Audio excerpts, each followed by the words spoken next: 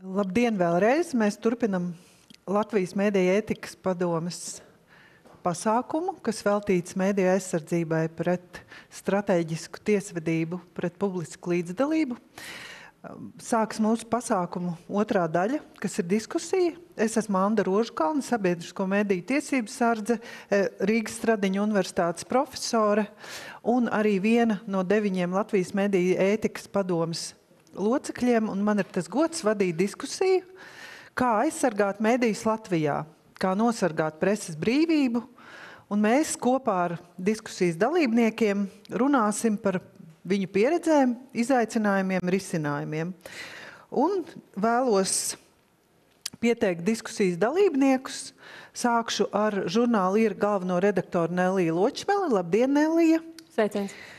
Blakus Nellijai ir Kobalta advokātu biroja vadošais partneris, advokāts Lauris Liepa. Un trešais diskusijas dalībnieks Toms Ostrovskis, portāla TVNet galvenais redaktors. Vēlreiz aicinu izmantot Slido.com iespējas un uzdot mums jautājumus. Mēs gaidām jautājumus gan no mūsu pasākumu dalībniekiem šeit, Eiropas Savienības mājā, gan arī tiem, kas seko mūsu tiešsaistē, Delfi, TVNet, LSM un Mediju ētikas padomes Facebook vietnē. Paldies par iepriekšējiem jautājumiem un gaidam arī jūsu dalību mūsu diskusijā, bet mans pirmais jautājums, lai mēs ievadītu sarunas un akcentētu tieši Latvijas situācijā, galvenās problēmas, kas saistītas ar slepu. Jā, visiem, tas jautājums adresēts visiem, bet droši vien sākšu ar Nelliju. Tad kāda ir tava pieredze, kas ir tas, kas nāk tev prātā no tiesāšanās pieredzes, kurā bija iesaistīts žurnāls Ir, kad tu dzirdi sarunu par slepu? Jā, paldies. Prieks būt šajā diskusijā. Mums žurnāla Ir pastāvēšanas jau gandrīz 14 gados ir bijušas 5 tiesvedības, un es domāju, ka tās visas atbilst šai kategorijai. Ka mums īsti nav bijis citu lietu, kurām būtu kāds, reāls pamats. Iemesls, kāpēc es to varu tik droši teikt, jo mēs esam pilnīgi visās šajās lietās vinējuši pilnīgi katrā tiesu instancē. Man liekas, tas diezgan skaidri parāda, ka Latvijas Republikā nav nevienas tiesas, kura atzītu šīs prasības par pamatotām. Arī tas veids, kā šīs prasības radās, man liekas, norāda uz to tādu stratēģisku spiedienu, varbūt citiem visā kopumā mēdīju laukā iebiedēt, bet tā, kā latviski saka, vienkārši čakarēt mēdījus, jo tas, protams, ir laika un resursu tēriņš, pilnīgi liekas. Es labprāt rediģētu rakstus jaunus, nevis nodarbotos ar šo tiesvedību. Man faktiski liekas, ka es varētu kaut kādu tādu mazā jurista certifikātu. Es varētu būt kaut kāds jaunākais partners. Varbūt, jā. Bet tas veids, kā šīs tiesas pirmās 4 lietas pret Ir tika ierosināts 4 mēnešu laikā. Tas bija 12. gada noslēgumā un 13. gada sākumā. Mēs bijām darbojušies tikai 2 gadus. Un tas viss nāca, es to saucu tādu maksātnespējas kolhozu, es teiktu. It kā nebija tik viendabīgi, jo pirmo lietu pret mums ierosināja Nils Ušakovs, Rīgas mērs, kurš bija apvainojies par vienu mūsu komentāru citātu, viedoklis. Tas jau pats par sevi jau ir ceļš uz nekurieni.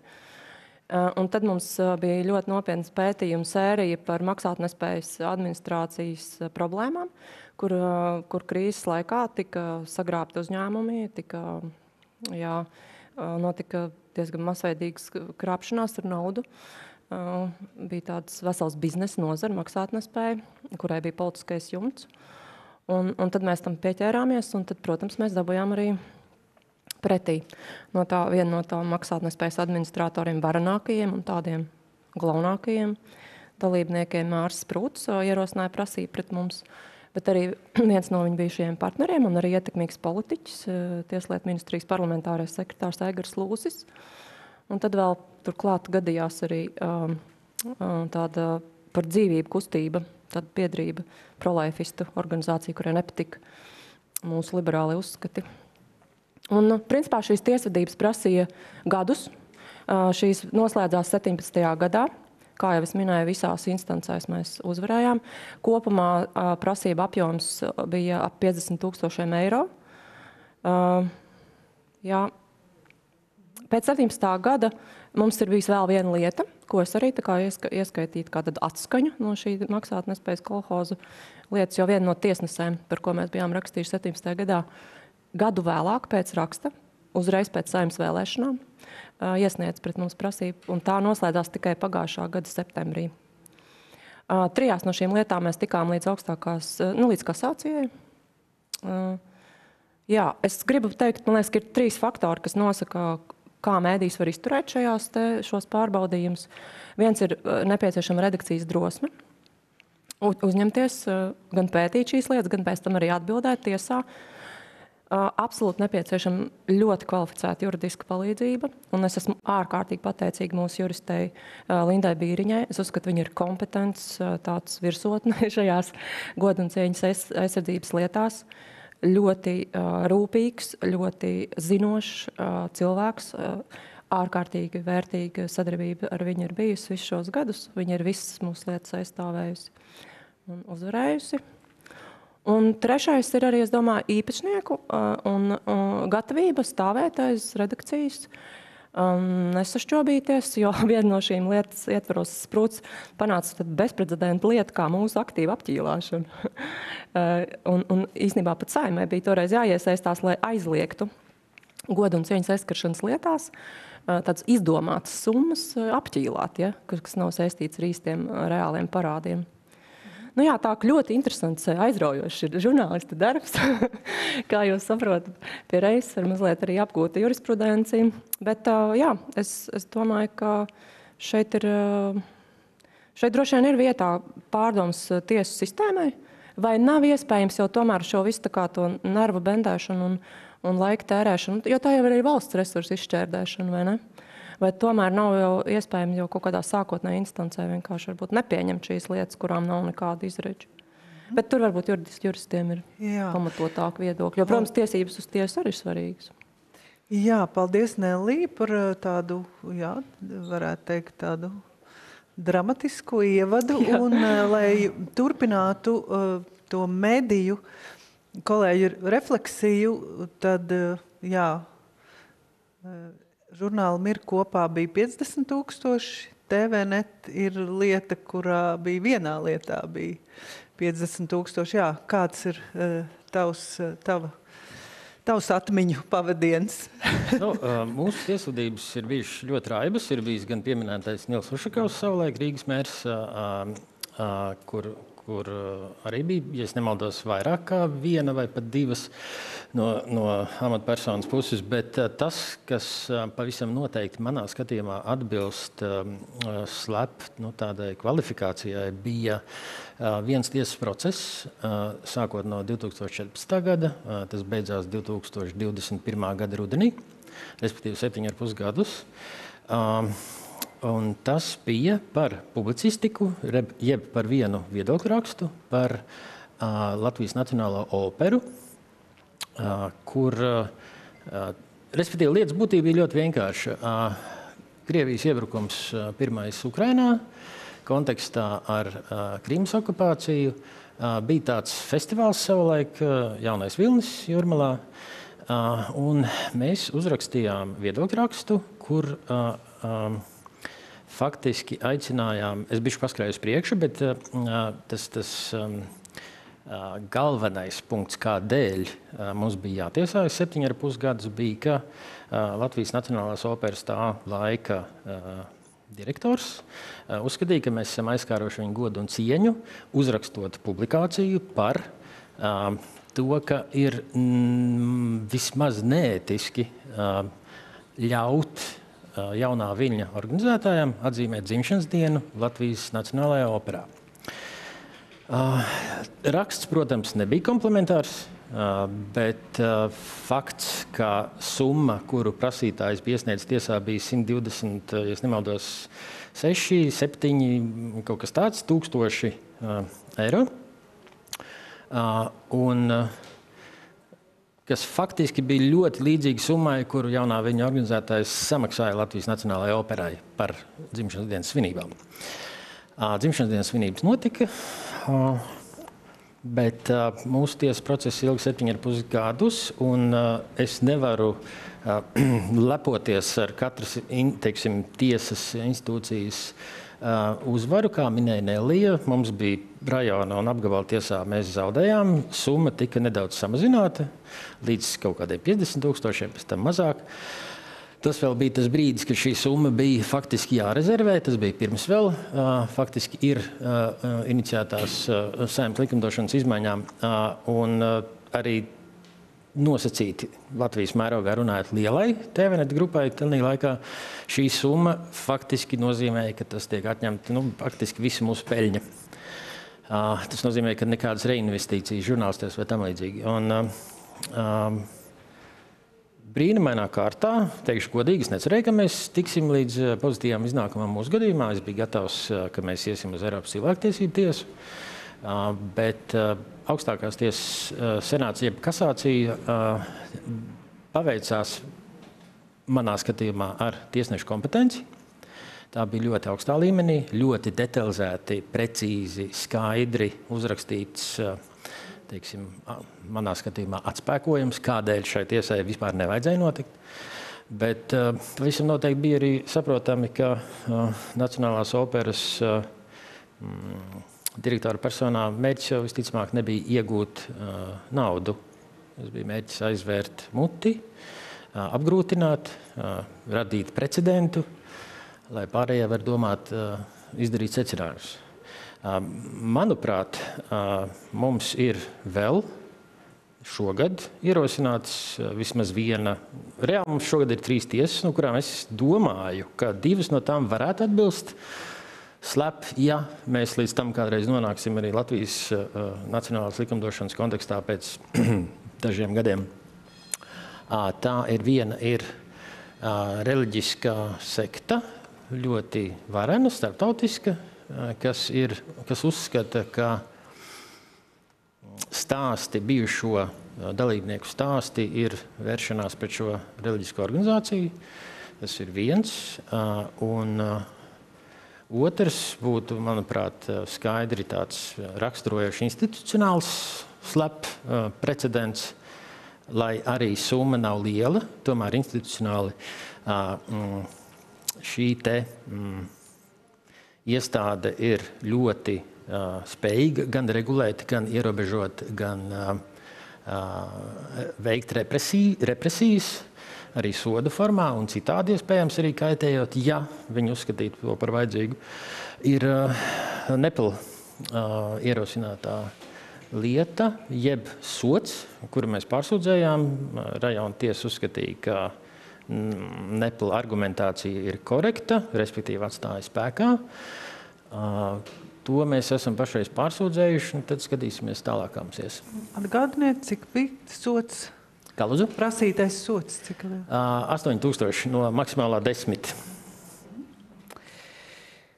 Paldies! Mums ienāk arī mūsu klausītāji jautājumi, bet pirms tiem vietā būtu Laura Liepas refleksija uz to, ko tikko dzirdējāt no mediju kolēģu pieredzēm.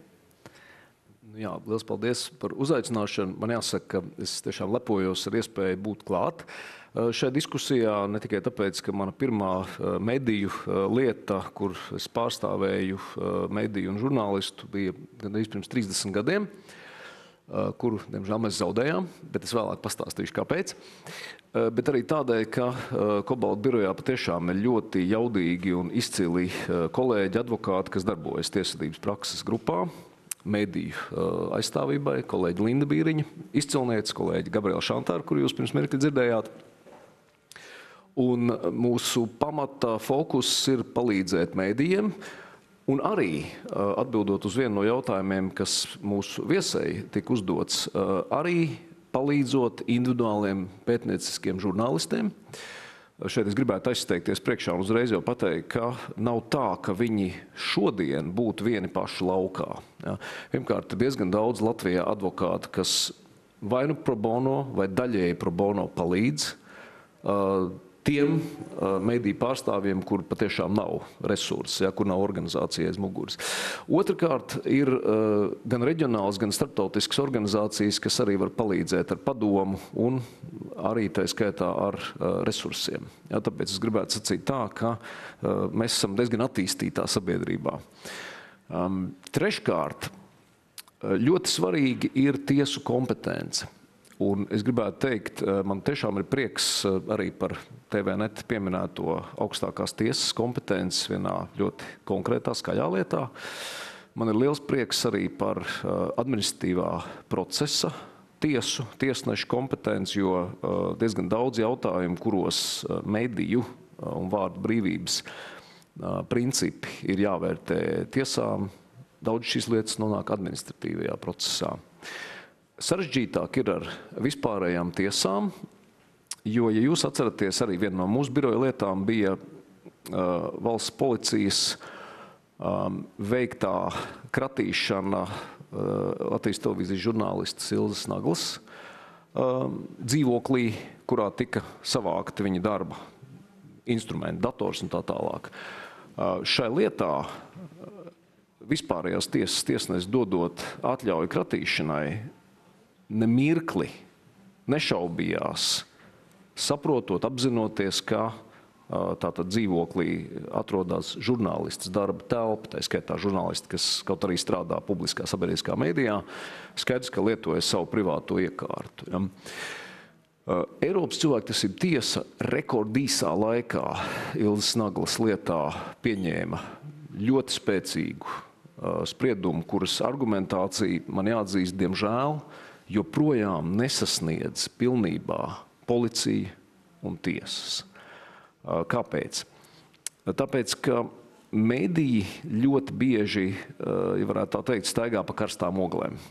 Proti, raksta par lietām, kurās vai nu nav pilnīgi drošas vai pārbaudītas informācijas, izmanto avotus, kuri var būt tajā brīdī, kurā viņi sniedz šo informāciju, ir ar mieru, tātad par šo informāciju galvot, ka tieši tā tas arī ir, un pēc tam, kurš vienkārši viņi pazūd, vai arī atsauc savu informāciju, un kaut arī mēdījus sargā, žurnālistus sargā avota aizsardzības princips.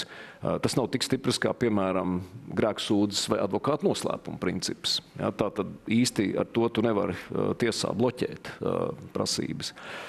Bet kopumā, tātad ar lielu cerību, ka šī ir tēma, kura noteikti attīstīsies arī tāpēc, ka parādās tas, ko interesants jautājums sākumā bija par alternatīvajiem medijiem. To drīzāk varētu saukt par ārkārtīgi plašu tādu spēlētāju pulku, kas nav standartā pakļaut mediju regulējumam, bet kas faktiski realizē savu darbību, tā skaitā mediju uzdevumus. Ja? Pirmkārt, informējot sabiedrību. Cenšoties plaši stāstīt par lietām, kas ir relevantas ne tikai konkrētajiem rakstītājiem, kas, protams, ir, jāsaka tā, diezgan nopietns apdraudējums medijiem, ja? Bet tāpat laikā arī jums palīgi. Ja? Un es ceru, ka šī joma jurisprudencē noteikti aug, un tāpēc, ja kāds jauns cilvēks domā par to, vai viņam studēt jurisprudenci un medijus, ko no tiem izvēlēties, es varētu sacīt abus. Ja? Jā. Paldies. Bet turpinot advokātu perspektīvu, kas ir svarīgi mūsu diskusijā un gatavojot šo diskusiju, tomēr pieskarties tam, kā advokāts un tieši jūs, Lauri, jūs esat bijis abās pusēs. O, jā. Un, protams, tagad labojiet mani advokatūras likums, paredz, ka mēs nespriežam par advokātu pēc viņa klientiem, kad to nedrīkst darīt, bet jebkurā gadījumā tā ir īpaša pieredze un arī aktuāla pieredze, jo es gribētu papildināt informāciju, paskaidrot, ka arī Latvijas mediju ētikas padome mēs kopā ar kolēģiem ļoti bieži saņemam iesniegumus un lūgumus un pieprasījums sniegt savu vērtējumu vai viedokli, kuram vai nu tieši vai netieši ir skaidrs, ka tiks izmantots tiesas procesā, kur, protams, mums ir ļoti daudz jādomā par to, kā tiek izmantots šis, tāda brīvprātīga ievēlētu kolēģu kopums. Un mums šobrīd ir jau ilgstoši sarakste par gadījumu, kurā arī Liepskungs pārstāv šo prasītāju. Jā, vai varētu tad jūsu skatu? Ar prieku, tiešām, jā. Es faktiski, gatavoties diskusijai, jau domāju, ka tā ir ļoti svarīga tēze, jo, kad mēs ievadā definējām, paldies mūsu viesēji, mēs definējām, ar ko tad īsti šīs prasības, kuru mērķis ir apklusināt, atšķirās no, teiksim, citām tiesvedībām, un kāpēc mums ir jābūt uzmanīgiem un aizsargājot vārdu brīvību un, teiksim, stiprinot mediju telpu, vienlaikus jārūpējās arī par personu tiesībām.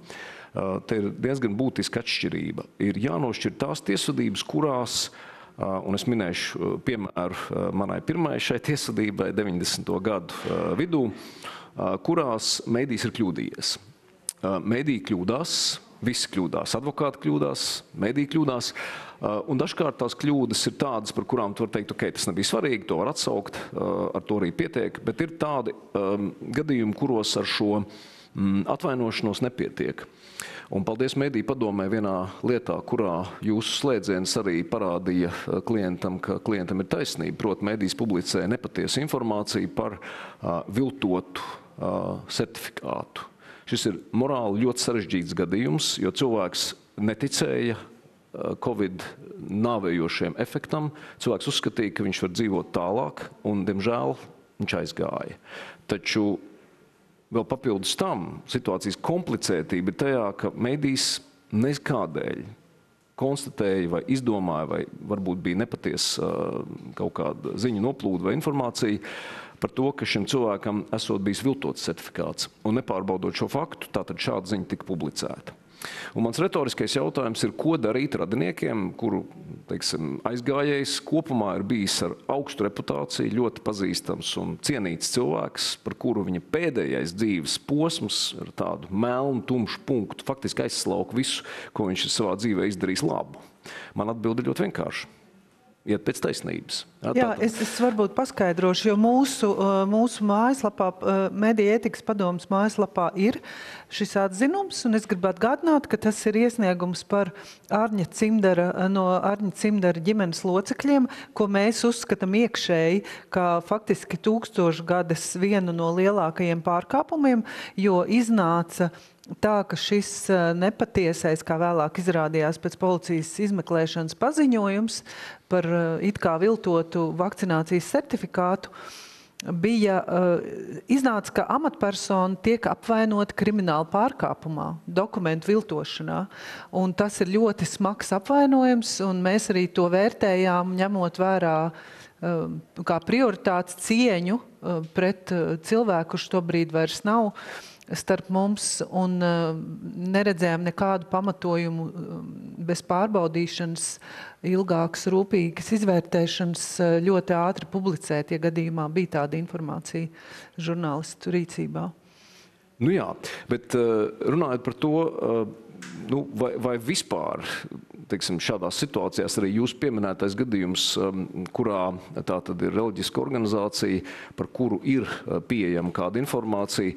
Šeit, protams, darbojas arī žurnālistikas princips, ka tu, kā latīņi to teikt, audiatur et altera pars, noklausies arī, ko saka otra puse. Ja? Tātad šeit ir tas līdzsvarojuma princips. Un es nezinu par to lietu, jo tajā es nepārstāvu šo konkrēto organizāciju, taču visticamāk tas jautājums ir tāds, vai kaut kādas vai faktori, kuri ietekmē publikāciju, vai starp šiem faktoriem ir ņemta vērā arī tāda, teiksim, sabiedrībā kopumā negatīvā attieksme pret konkrētu reliģisko organizāciju, vai šeit tas nav aizskārums ticīgo cilvēku ticības brīvībai situācijā, kurā tā ir viņa izvēle. Ja, kā brīvā sabiedrībā, tātad mūsu izvēle ir runāt, domāt, ticēt, un šīs izvēles ietekmējošie faktori, protams, tā skaitā ir jāņem vērā. Ja. Šī lieta, protams, turpinās, un tāpēc ir ļoti grūti par to komentēt, bet, manuprāt, tātad tas, kas Latvijā kopumā jau pastāv un daudzās valstīs nav, attiecībā uz slepu prasībām, kas padara tās salīdzinoši netik efektīvas negatīvi, ir apstākļus civil procesā zaudētājs maksā. Tas nozīmē, ka ja prasītājs ir ar kaut cik kabatām un ir runa par ļoti spēcīgiem, jaudīgiem prasītājiem, ja tas nav radīts kāds salmu vīrs, kā teikt vācieši, ja, tā tad viena figūra, kurai nav nekāda līdzekļa, bet ja prasītājs ir ar resursiem, prasītājiem būs jāatlīdzina visi žurnālisti vai mēdī tēriņi. Un tas, protams, attur daudzus nopietnus prasītājs, jo tā skaitā bez tā, ka tas ir bezjēdzīgs mēģinājums, nu, tā tad viņam varbūt arī jāsamaksā. Bet, ja drīkst, tā kā jūs tagad tikko dalījāties gan ar aktuālo, gan agrāko pieredzi, te ir ļoti precīzi jautājumi jums ienākuši, un es gribu uzdot varbūt tādā kārtībā, ar prieku atbildēšu, ja jā, tas, viens ja ir, vai advokāts var atteikties tātad piedalīties lietās, kas ir pret mēdījiem? Vai advokāts var atteikties pieņemt lietas? Nu, kopumā mums ir advokatūras likuma noteikums, kas paredz, ka advokātam ir tiesības neņemt lietu. Tur ir vairāk tie apstākļi, tā skaitā jā. Jā, un tad kā jūs, cik ērti jūs jūtaties pārstāvot gan medijas, gan arī uz pēdiņās šeit, tas ir svarīgi, uzbrūkošo medijiem klientus, bet tajās lietās, kas pēc pazīmēm varētu atbilst slepu lietai? Nu jā, es teiktu tā, ka tās, kas ir tādas tipiskas slepu lietas, visticamāk, man biroja kolēģi nepiekritīs, jo mums ir pārbauda. Katru lietu ņemot, notiek konkrētā konflikta, iespējamā konflikta pārbaude, kurā piedalās faktiski visi vecākie juristi, kur var paust savu viedokli. Jā, tātad skaidrs, ka tādas absolūti nepieņemamas lietas birojam nebūs. Tajās lietās, kas ir ļoti interesanti, arī ja mēs skatāmies no teorijas skatu punkta, ASV, piemēram, nebūs tipiski, ka viens advokāts pārstāvēs gan, piemēram, mēdījus, gan prasītājus pret mēdījiem.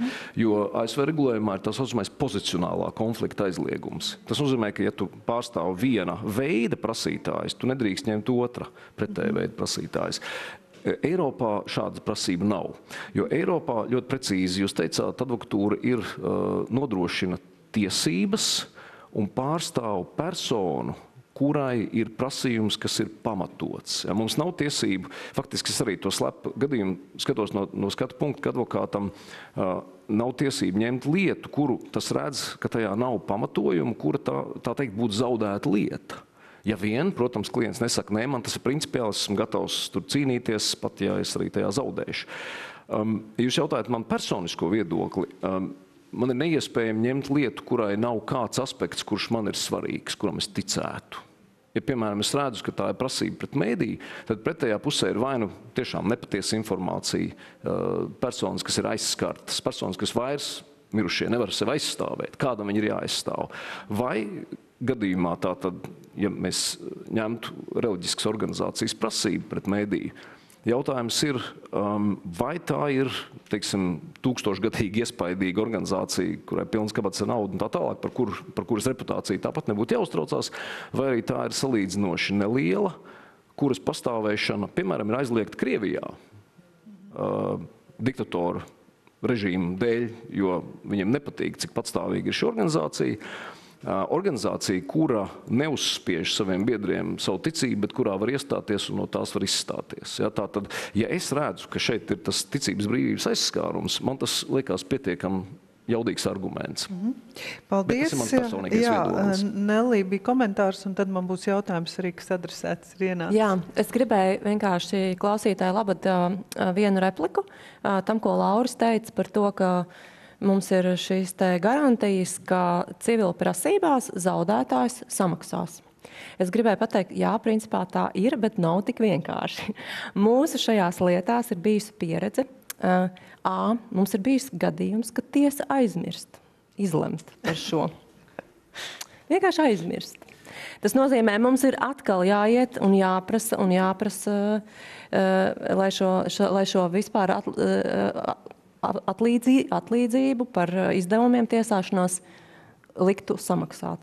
Otrs, mums ir bijuši gadījumi, ka tiesa bez kādiem iemesliem un komentāriem vienkārši neapstiprina visu to summu, kas ir reāli samaksāta. Un, dziedi vai raudi tur vienkārši ir, es tagad precīzi vairs neatceros, vai mēs esam tieši par to summu rakstījuši protestu. Man šķiet, ka droši vien, ka visās reizēs mēs arī gājām tā kā līdz galam. Bet es gribu teikt, ka tas nav tik vienkārši, ka tajās tomēr tiesnešiem arī būtu jāpievērš uzmanību šīm niansēm, lai tu jau tā tiec apgrūtināts ar visu šo tiesāšanos, un ja tev vēl ir jācīnās par to, lai tu varētu dabūt savus atmaksāt atpakaļ šīs te izmaksas, tad, man liekas, tas ļoti negodīgi. Summu griestiem, ja es nemaldos, teiksim, operas lietā. 5%. Operas lietā mums bija izdevumi stipri vairāk nekā mēs varējām vai drīkstējām iegūt, jeb prasīt atpakaļ. Tā kā, teiksim, mēs iztērējām stipri vairāk nekā mēs dabūjām atpakaļ. Bet, labi, tiesas process bija 7,5 gadus, es pieļauju. Tas ir diezgan liels izņēmums. Bet jā, ir kaut kāds, Bauris minēja, 5% vai iespējams kaut kādas variācijas. Un tā ir viena no lietām, ko reizēm jo tāpēc, ka šie iesniedzēji ir ārkārtīgi meistari, jā, viņi jau paši ir vai ne kaut kādi juridiskie gurū. Un tad viņi izmanto visādas katru iespēju kaut ko vilcināt, kaut kur atkal vēl kaut kā papildus kaitēt, radīt vēl papildus izmaksas. Nelī, tas jautātājs pēc tava pirmā stāsta īstenībā gandrīz vai lasa tavas domas, jo jautājums ir šāds. Tātad, ja tiesa arī piešķirtu, žurnālam ir morālo kompensāciju, ņemot vērā to iespējamo ideālo nākotnes regulējumu, par ko mēs šodien runājam, par šīm 5 nepamatotajām lietām, cik lielai tai jūsu skatījumā būtu jābūt? Es nezinu, es neesmu par to domājis tiešām, man nav atbildes. Man ir atbilde. Jūs lietojat simetrijas principu. To pašu, ko prasa no jums, to jūs prasat atpakaļ. Ļoti vienkārši. Tad 50,000. Pie tam lielākā argumentācijas ir jau pretējā pusē jau pasniegtiem. Kā visticamāk to var izmantot arī. Tur pavisam noteikti jāņem vērā arī aspekts, ko tas prasa žurnālistiem psiholoģiski, psihoemocionāli. Un to ir ļoti grūti novērtēt, bet teiksim, kaitējums bieži vien un, diemžēl, ir arī redzams un izmērāms fizioloģiski. Tādēļ, es teiktu 50 × 50. Jā, es arī gribēju tieši paldies, Tom, ka ierunājies, jo šodien mēs līdz šim esam vairāk koncentrējušies uz iespējamo prasītāju vai uz kritērijiem, bet mazāk uz seku tādu analīzi vai mēģinājumiem izprast, vai sekas ir bijušas, kādas tās bijušas, un tas arī ir mans jautājums. Pirmkārt, jums abiem, kas pārstāvat medijus un ejot cauri šiem tiesas procesiem, vai jūs redzējāt, ka tas kaut kā ietekmē, ko jūs darījāt, lai atbalstītu, kā tas izskatījās medija darbības kontekstā? Pirmais, ko es gribu teikt, ko mēs visās lietās esam vienmēr centušies arī tiesām skaidrot, ka faktiski vērsties pret autoru vispār nav pamata. Prasība ir jāvērš pret mēdīju. Un, piemēram, es kā galvenā redaktore, es tā persona, kas atbild par katru vārdu, kas ir publicēts, tad lūdzu sūdziet mani. Bet tas autors nav tas, pret kuru ir jāvēršās. Kāpēc to stāsti, jo bija tieši... Tāpēc, ka vienmēr, katru reizi... Pazīme ir pirmkārt mērķtiecīgi vērsties pret individu un nošķelt individu no organizācijas, lai pateiktu organizācijai, ka jūs viņu atdosiet saplosīšanai, mēs varētu būt laimīgi. Jā, mēs tā nekad... Bet es domāju, ka ir organizācijas, kurās ir šis risks, ka, teiksim, organizācijā varbūt ir... Tāpēc es pieminēju, ka veiksmes faktors ir arī īpašnieku vai, teiksim, tās redakcijas gatavības stāvēt par to savu taisnību un sniegt atbalstu.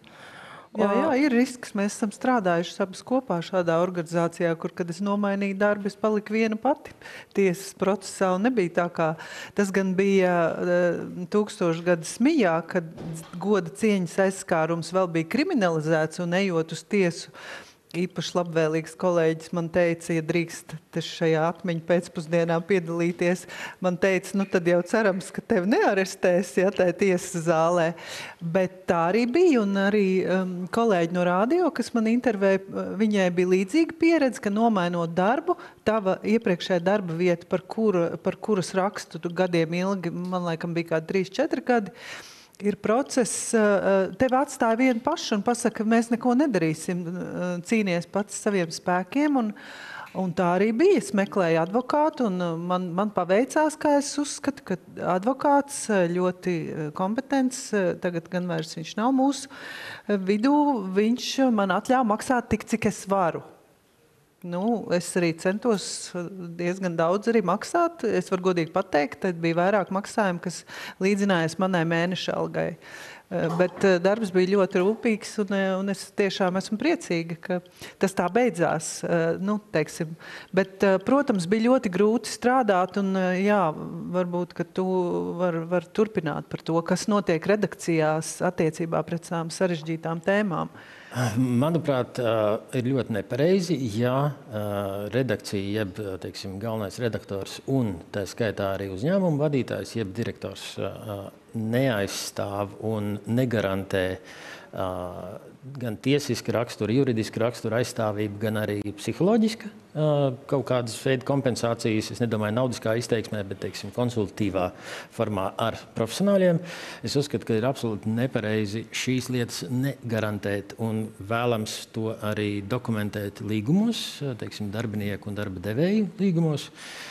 Jo šī ir, manā skatījumā, un tā ir mana vienīgā realitāte, es uzskatu, ka tas ir obligāti jādara, un tam ir jāmanifestējas arī rezultātos. Respektīvi, mūsu līdzinājās tiesas, kopš es esmu galvenais redaktors TVNet grupā, tas varbūt nav ļoti ilgi, 5,5 gadi, bet tomēr vienmēr un jebkurā gadījumā, vai tas ir aizgājis līdz tiesai, vai varbūt nav aizgājis beigās, bet jebkurā gadījumā mēs nodrošinām pavisam noteikti juridisko palīdzību, gan konsultatīvo, gan praktisko. Mums ir arī savs jurists, un mēs garantējam, ka mēs aizstāvēsim arī pēdējā instancē. Arī tad iespējams, ka kolēģis varbūt vairs nebūs mūsu sastāvā. Jo tādējādi mēs garantējam un nodrošinām tādu, mēs ieliekam varbūt kaut kādu akmentiņu žurnālista tādā drosmē, profesionālajā izpausmē, lai jebko, par ko viņš rakstītu perspektīvā, turpinātu. Viņš vai viņi turpinātu to darīt. Un manā skatījumā šeit nav diskusija par to. Nevajadzētu būt diskusijai par to. Jā, es arī pilnīgi piekrītu Tomam. Es uzskatu, tas ir arī redakcijas pienākums. Tāpēc, ka palūkosimies no tā viedokļa, šis autors jau nevar pats kaut ko vispār publicēt tā mēdījā. Piemēram, akcepts ir bijis. Tieši tā, tas ir bijis redakcijas lēmums. Šādi raksti, vismaz tie raksti, par kuriem ir runa, par kuriem ir bijušas šīs prasības. Tas jau nav kaut kāds nejaušs piezīme, kur atnāca vakarā redakcijā žurnālists ātri kaut ko uzcepa, nejauši publicēja, neviens nepārlasīja. Nē, tie nopietni pētījumi daudzu mēnešu garumā. Tur ir ļoti liels redakcijas darbs, un tā ir mūsu kopēja atbildība. Tas nav autora kaut kāds māksla. Ja? Varētu būt jautājums par šiem viedokļu rakstiem, kur ir, protams, tas ir vienkārši šī te komentētāja viedoklis. Un mēs redakcijā necenzējam arī viedokļus. Mēs vienīgi, protams, rūpējamies par to, lai šiem viedokļiem būtu faktu bāze, lai mēs varam to aizstāvēt. Un, man liekas, ja tu prasi par sakām, es domāju, ka viens pozitīvs rezultāts ir tas, ka, protams, saskaroties ar šo tiesu pieredzi, mēs esam kļuvuši ļoti pragmatiski tādā ziņā, ka mēs zinām, mums viss ir tiešām jāpārbauda ar šo te latiņu, ka tas var nonākt tiesā. Mums iekšēji tas nenozīmē, ka mēs tur kaut ko nepublicētu vai nobītos. Nē, mēs vienkārši zinām, ka ir jābūt šeit pierādījuma bāzei striktai, stiprai, lai tieši nenonāktu situācijā, kā Lauris pieminēja, ka avots, kurš tev plēš kraklu un saka, ka viss ir pilnīgi droši, pēc tam kaut kur pazūd. Ja? Ir dokumenti, ir divu avotu princips, viss šīs lietas, kuras ir it kā žurnālistikas ābece. Bet man ir tieši jautājums par avotiem, no kuriem žurnālisti ir atkarīgi. Vai jūs redzot un strādājot kopā ar saviem kolēģiem un redzot, ka ir jautājumi, kas izraisa potenciāli vai jau esoši tiesas procesi, vai jūs redzat, ka avoti šie speciālisti, par kuriem arī runā antislēpu direktīva un viss šis koncepts, dažāda veida viedokļu līderi, speciālisti, eksperti, NVO pārstāvi, vai viņu iespējas izteikt viedokļus arī viņi atsakās runāt ar medijiem vai izvairās baidoties no vēršanās pret viņiem, vai ir tādas problēmas arī jūs redzat kā profesionāļi? Es domāju, ir cilvēki citreiz jāiedrošina. Pirmais, kas man nāk prātā, ir, protams, tas trakais gadījums, kas bija ar Dogo, ar šo te suņu saslimšanu, lietojot to pārtiku, suņu pārtiku. Un tad, kad uzņēmums vērsās pret šiem vetārstiem, kas cēla to traci, tad bija viens tāds trausls brīdis, kurā tiešām šie vetārsti tā diezgan godīgs, ka es nezinu, vai es varu kaut ko teikt, vai pret mani nevērsīsies. Un tad tā mierīgā tādā sarunā, kad jautājums ir, kas tad ir, nav jau runa tikai par to, ka šie cilvēki, šie eksperti pauž vienkārši savu viedokli. Viņiem ir dati, viņiem ir informācija, uz ko viņi balstās. Un, man liekas, tas tāda saruna iedrošinoša arī no mēdīju puses. Mēs esam bijuši situācijās, kurās ir jāmudina cilvēks tomēr runāt tās sabiedrības interešu dēļ, bet arī vienmēr piedomājam par to. Citreiz īstenībā ir jāpiedomā par to, kā mēs arī kā mēdījis varam pasargāt šo te cilvēku, lai nepaliktu viņu zem sitiena, varbūt padomāt vēlreiz, kas ir tie fakti, kas ir tie dokumenti, kas ir tas informācijas kopums, lai būtu skaidrs, apskatoties šo rakstu, ka tur viss ir izdarīts līdz galam. Un tur nav ko sākt, tur ieķert nagus, nebūs rezultātu. Jā, avota aizsardzība ir tiešām svarīgs moments, un ikdienā ir bijuši pietiekoši daudz gadījumu, un visam noteikti arī būs, kad avotu nevēlēšanās vai, teiksim, avots pārdomā īsi pirms sarunas, un šī publikācija iztrūkst pat tad, kad mēs esam guvuši lielu pārliecību no citiem avotiem, bet ir nepieciešams, teiksim, pirmavots šajā gadījumā. Un ir bijuši reizes, kad raksts nav tapis vai publikācija par šo konkrēto lietu, jo ar fona informāciju un faktoloģiski mums šķiet nedaudz par īsu, lai būtu, teiksim tā, apaļa publikācija, pilnvērtīga. Bet avota aizsardzība, jā, tas ir būtisks moments, un faktiski mēs nevaram garantēt avotam gandrīz neko, izņemot verbāli atrunāt pirms informācijas sniegšanas, kas es parasti aicinu, un mēs parasti arī to darām ar visiem avotiem, proti, ka tas, ja šī amatpersona vai persona, protams, nav publiski, tad viņi, protams, ekspektē kaut kādas lietas, un pēc pieredzes var spriest kādas, neteikšu angliski, bet vētra ir gaidāma, iespējams. Bet, Jā, kāda veida vētra? Runājot par vētrām, ir bijusi vētra, un ir jautājums visiem diskusijas dalībniekiem, un tad, lai būtu līdzvērtīgas iespējas piedalīties, tad lūkšu sākt Laura atbildi. Tātad, jūsuprāt, Nepal lieta pret TVNet saistībā ar intervijā izskanējušiem vārdiem par deportāciju kontekstā ar likuma grozījumiem par nepilsoņu uzturēšanās atļaujām, atbilst sleppazīmēm. Ja neatbilst, tad kāpēc jūsuprāt? Jā, pavisam ātri. Pirmkārt, kā advokātam man ir pienākums teikt, ka šajā lietā es pārstāvu TVNet. Otrakārt, šī lieta vēl nav beigusies. Pirmā instance ir sniegusi vērtējumu, bet lieta turpināsies. Šī lieta ir ārkārtīgi bīstama. Ne tik daudz tādēļ, ka tur būtu klasiskā elementa par jaudīgu privāto pieteicēju, bet tādēļ, ka valsts izveidota un ar sabiedrības līdzdalību faktiski radīta un pastāvoša mediju regulatorā institūcija, Nacionālā elektronisko plašsaziņas līdzekļu padome, ir mērķtiecīgi pārmetusi vienā mediju televīzijas raidījumā diskusijas laikā, diskusijas dalībnieka, kurš ir pazīstams politiķis, paustu vienu jēdzienu, kurš pats par sevi nav tabū. Mēs zinām, ka ir vārdi tabū. Un tā tas ir jebkurā sabiedrībā. Taču šai kontekstā regulatora vērtējums šim jēdzienam piešķīra pavisam citu nozīmi, krietni specifiskāku nozīmi nekā to bija sacījis šis politiķis, opozīcijas politiķis.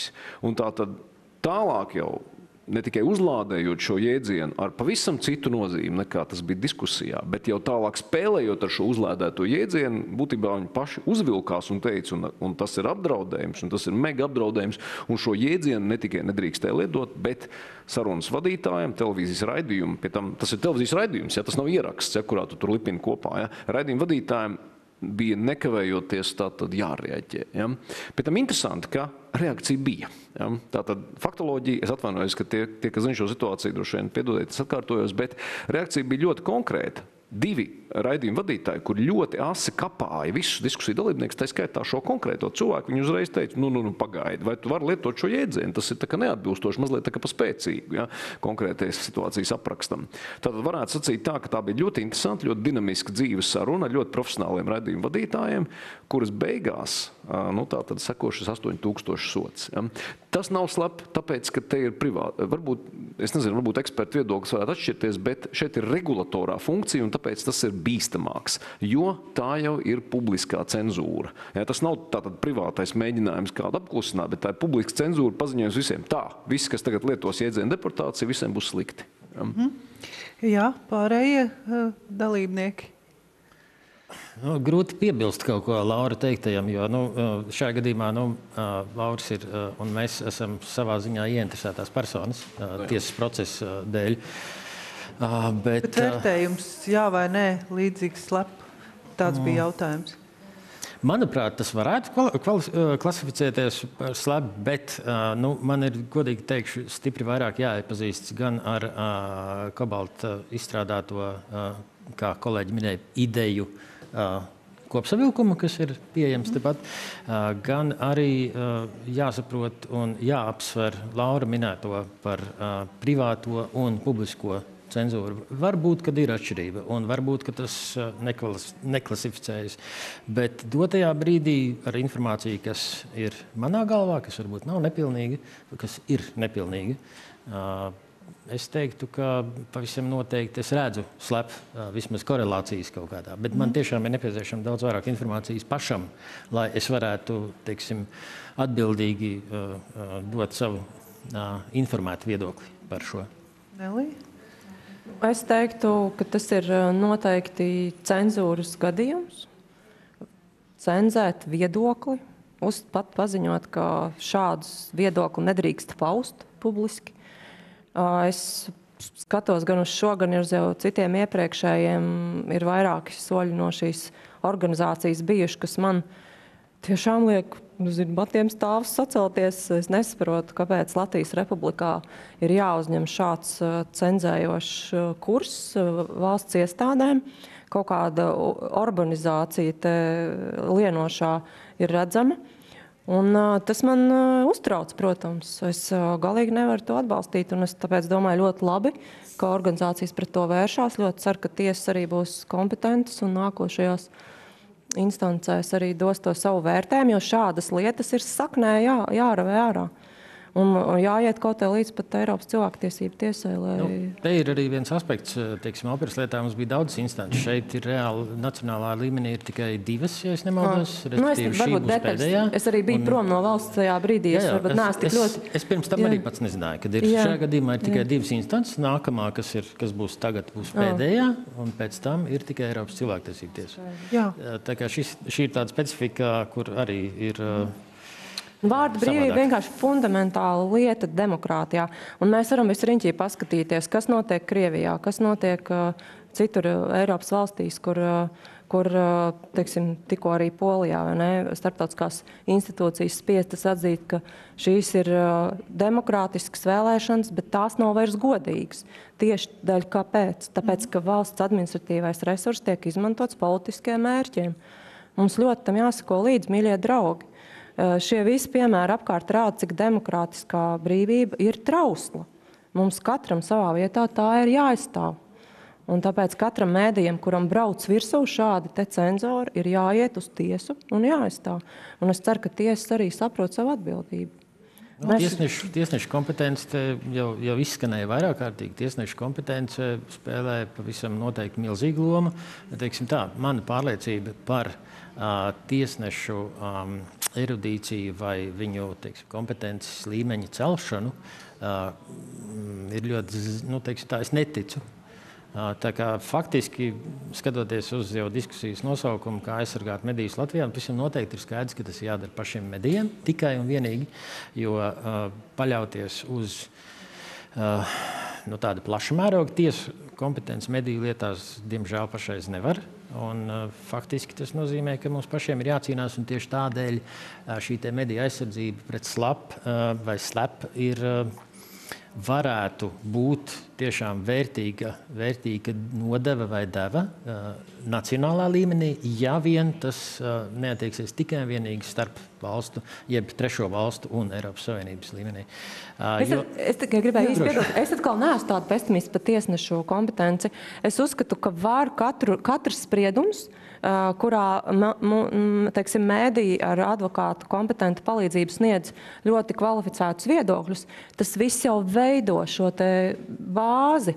Jā, lai varētu to pētīt. Nepieciešami precedenti. Jā, un mēs katru reizi, es arī vienmēr esmu skatījusies, ka faktiski katru reizi, kad mums, jo tiesas ir viena lieta, otra lieta ir visa šīs policija, prokuratūra.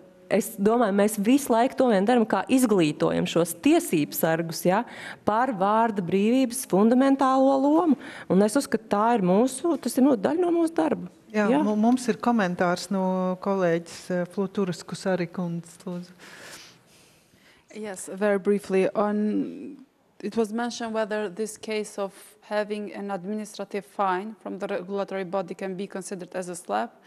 Maybe just to mention that there was a long discussion with the European Commission, with the European Parliament and Council of Europe, whether this forms a type of slaps, and I think we were divided. So some of them said, no, it's a form of censorship. Some of us said it is a slap. The Council of Europe, if the recommendation will be approved as it is, considers that as a slap. So administrative measures imposed on journalists to prohibit or create obstacles on a matter with public interest is considered as a slap if this is approved. And the reason that led to this is because there are cases across Europe where the regulatory bodies, media regulatory bodies, and the data protection agencies are being used as a tool to go against journalists. Cases when the data protection commissioners are imposing fines because of some personal data being published, and the same with fines. Now, this case that you mentioned, I don't know the details, but if I'm correct in understanding, so basically imposing a fine of, I think it was 8,000 euros, yeah. Because I checked online. Because a politician said in a live interview, deportation of Russians which don't have certain documents, right?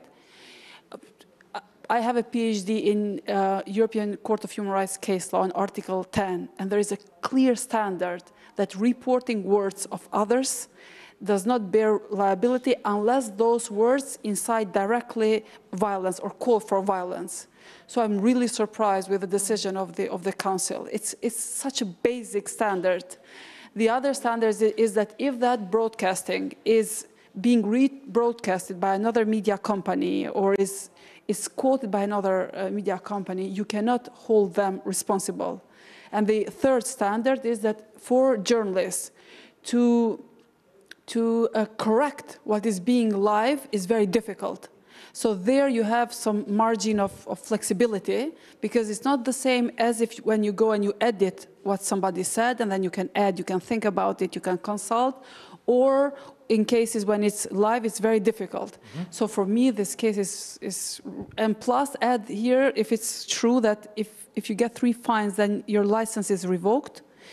If this information is correct, this is what I heard, then it's a perfect way to shut down media. I hope you will win the case, and if there is something that we can do internationally to put attention to this case, we would be very happy to help. Thank you. Thank you for this. I don't want to open Pandora's box in discussing, but the problem is that this is a way different level with the private claims. Private claims are within the rights to court, within the rights to just assessment of discussion, so to say, with the regulatory institution, and in particular, given that there are only 2 instances, they are way omnipotent, way more than private claimants. And therefore, I do agree that you could qualify it in this sort of box, but on the other hand, you've got to treat it in a much more heightened way, more attentive, with more consideration, because the dangers are higher, way higher. Jā, paldies. Īstenībā var atbildēt latviski, jo ir pieejams tulkojums. Paldies tulkiem, kas smagi strādā jau 3 stundas. Es tikai komentēju, noslēdzot, mūsu vienošanās ir, ka tas ir daudz bīstamāk, jo slēp, ja tas ir privātā prasījuma līmenī, ar tās tiesības taisnīgi tur ir tiesnesis, bet šeit regulators, kuram ir, zinām, mērā handikaps. Represīvs, faktiski. Valsts pārstāvs. Bet mums pamazām jānoslēdz, un man ir 2 jautājumi, un cerams, jūs varēsiet atbildēt. Par vēl citiem spēlētājiem, kas šo vēršanos pret medijiem kontekstā arī spēlē savu lomu, un man tika uzdots jautājums par, sauksim to tā, sabiedrisko attiecību izmantošanu, un īstenībā gatavojot šo diskusiju arī sludinājums, Mediju ētikas padomes sludinājums sastapās ar to, ko mēs varētu tā vispārīgi un ļoti neitrāli sauc par antimediju diskursa virzītu attieksmi pret to, ka mēs vispār uzdrīkstamies runāt, diskutēt, izvērtēt situācijas. Kā jūs savā pieredzē redzat, ka kopā ar tiesas procesu, pretrunīgiem sarežģītām tēmām un žurnālistiem, kas ir vai nav aizsargāti, vai jūs redzat arī, ka šīs sabiedriskās domas veidošana, kurā tiek likt lietā visdažādākie paņēmieni, sevišķi online vidē, kāda ir jūsu pieredze ar šo spēlētāju ietekmi uz medija darbību? Un es domāju, faktors, kas ir klātesošs šobrīd, ir visi interneta troļļi un roboti, kas tiek likti lietā, lai uzbruktu. Un sevišķi, es domāju, mums politiskās partijas ir labi uztrenējušās šo visu lietot. Ir jau tāds pro līmenis dažiem sasniegts. Un es domāju, kopumā varētu teikt par tādu tā kā trumpisma tādu vīrusu, arī politiskajā vidē, kas, es domāju, pamazām arī Latviju sasniedz sākot ar jau 18. gadu vēlēšanām, kad uzbrukumi mēdījiem, mērķtiecīgi tāda ļoti rupja vēršanās kļūst par tavu politisko stilu, tādu rokrakstu. Ja? Un bija vairākas partijas, kas to darīja. Un man liekas, ka tam ir ļoti, tam ir ietekme, tāpēc, ka tas izmaina veidu, kā mēs uzskatām ir pieņemami runāt. Ko vispār ir vai nav pieņemami teikt diskusijā viens otram. Ja? Un man liekas, ka mums jācenšas arī vilkt atpakaļ un pirmkārt pašiem saglabāt mieru un nepavilkties uz visiem šiem troļļiem un vienkārši atslēgt to visu un izmantot visas tehnoloģijas, lai ar to cīnītos, bet arī no savas puses to diskusiju vienmēr censties uzturēt tādā labā līmenī un arī aicināt cilvēkus saprast un novērtēt un skaidrot savu darbu vairāk. Varbūt izmantot šos uzbrukumus, lai vēl vairāk skaidrotu, kāda ir mūsu darba jēga. Jā, interneta troļļi, protams, ir sērgi, kas bija arī pirms tam, jo daudziem šķiet, ka tā ir absolūti anonīma komunikācija. Bet spēles noteikumiem, protams, ir jābūt vienādiem vai ļoti līdzīgiem, lai šo te diskusiju ar kādu, kurš anonīmi, teiksim, pārmet vai latviski runājot brauc augumā, lai vispār to varētu veikt. Bet tā galvenā problēma, kas parasti ir, PR aktivitātes diezgan viegli var pamanīt, varbūt ne uzreiz, bet procesā tas nemaina, teiksim, mediju redakcionālā nostāja vai vērtības, kuras mēs uzskatām par būtiskām, lai darītu savu darbu, bet tā problēma parasti ir individuālā līmenī. Proti, vai nu tās ir mērķtiecīgi kādas PR aktivitātes, kas tiek adresētas konkrētiem žurnālistiem. Un nav obligāti, ka tā ir kāda zināma persona. Tas var būt arī anonīmi iemests kaut kāds mēsls vai, kā latviski bija par neatceros vairāk to tulkojumu, bet labi. Teiksim, iemests mēsls žurnālistam, kas traucē viņam, kas rada kaut kādu diskomfortu. Un ja tā ir mērķtiecīga un iespējams pat taktiski plānota, preventīvi veikta kaut kāda ar kādiem varbūt pat psihoanalītiskiem kaut kādiem modeļiem, tad tas iespējams. Ir bijuši pāris gadījumi, tiesa ne šogad, bet salīdzinoši nesen, kad bija tiešām metodoloģiski jāiet cauri, jāskatās un jāmeklē iespējami avoti un arī jāpalīdz kolēģim, lai tas, teiksim, lai viņu atgrieztu tādā normalitātē. Tas ir liels izaicinājums, jā. Un jo bieži vien kolēģi gaida, jeb ir, tā kā viņiem šķiet, kad viņi ir gatavi tikt paši galā, un tad, kad jau vairs netiek, tad nav par vēlu, nekad nav par vēlu informēt un runāt par to, bet tas jau ir atstājis kaut kādu sekas uz, teiksim, profesionālo darbību. Un to iepriekš nevar paredzēt. Un tas ir tas, kas man kaut kādā ziņā, protams, baida, jo es nezinu, kad. Es zinu, ka noteikti būs, bet es nezinu, kad. Kā jums, Lauri, ka uzņemoties publiski apspriestas lietas, vai jūs redzat šo arī viedokļu ietekmēšanas procesu attiecībā uz savu darbu? Jā, pavisam noteikti. Es beidzot atgriežos pie tās lietas, ko es piesaucu pašā sākumā, pie savas pirmās mediju lietas, kurā varbūt man gadagājuma kolēģi atcerēsies, bija tāds laikraksts Latvijas jaunatne, kas bija kādreizējās padomju jaunatnes reinkarnācija, kura īsi pirms vēlēšanām publicēja rakstu ar atsaucu uz anonīmu dienestu pārstāvi, ka kandidātam, vienam no premjera kandidātiem, ir atvērta konta Šveices bankā, uz kuru nesen ir pārskaitīti vairāk 100 000. Un tas bija burtiski dažas dienas pirms vēlēšana datuma. Un šis kandidāts, protams, vērsās gan pret žurnālistu, gan pret laikrakstu. Un izstrādājot aizstāvības stratēģiju, mēs redzējām, kā viens pēc otras sabrūk visi tie argumenti, kas faktiski bija, kā šķiet, diezgan stipri mēdījiem pirms šīs publikācijas. Tieši tā iemesla dēļ, ka tā lieta bija tik smaga, tik skandaloza, tik visaptvaroša, ka tu redzi, ka tā situācija mainās. Ja? Tātad, es teiktu tā, pirmkārt, labilitāte. Tas, kas šodien ir pareizi, labi un skaisti, rītdien tāds vairs var nebūt arī šķietam tādās drošās lietās. Otra lieta, kas, protams, es nezinu, tas noteikti nav labs padoms jaunākiem kolēģiem, bet ar laiku, man šis laiks ir bijis jau, uzaug tik bieza āda, ka tu pat sliktas lietas lasot par sevi vai savu organizāciju, tu izlasi un saki, jā, tā nav un tas nav pareizi, bet neko darīt, dzīve turpinās. Ja? Tas ir laikam svarīgākais, kas ir jāņem vērā, ka arī viss, kas šodien liekas traģiski, smagi, briesmīgi, rītdien liksies, ok, jāskatās tajā kontekstā, kas bija. Un ir ļoti svarīgi arī saprast, kurš to saka un kāpēc. Tas cui bono, kurš no tā gūst labumu. Jā, un tāpēc es gribu jūs lūgt, tomēr sekojot principam, ka godīgi ir atbildēt uz visiem jautājumiem, dot iespēju ne ilgāk kā pusminūte atbildēt uz vienu no iesūtītiem jautājumiem, un ar to tad mēs arī beigsim. Mums ir ienācis jautājums, kur pats jautātājs arī apšauba, vai tas ir slep, un atgādina advokāta Vansoviča tātad iesniegumu pret Lato Lapsu, kur es atgādināšu, tātad tas ir par neslauz celšanu un par vajāšanu. Vai jūs tajā saskatāt vai nesaskatāt slapu? Es neesmu iepazinusies to lietu.